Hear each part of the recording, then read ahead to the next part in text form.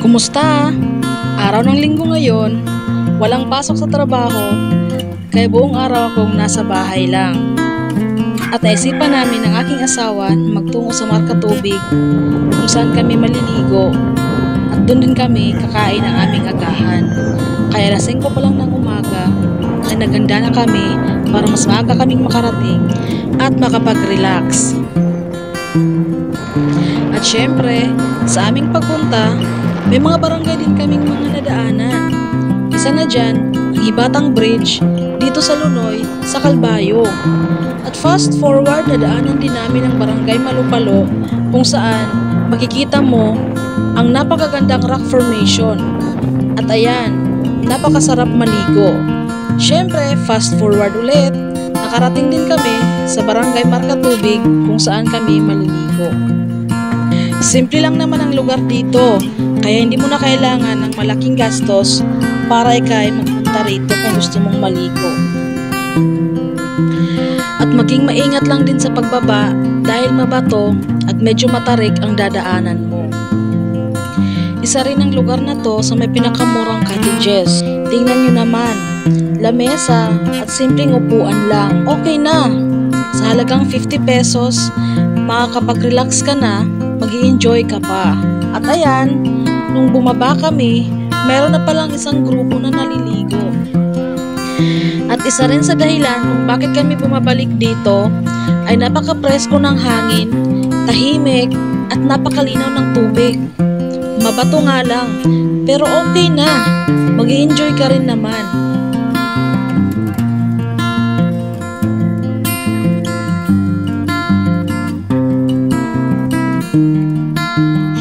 Inihanda ko naman ang mga gagamitin ko sa pagluluto.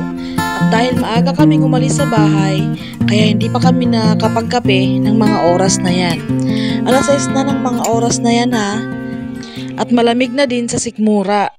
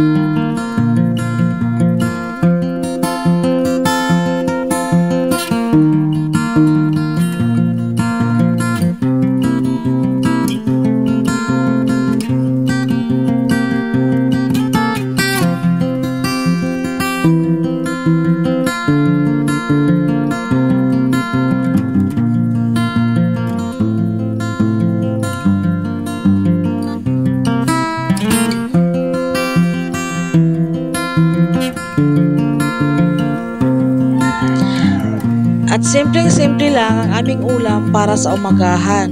At ayan, inihaw na manok.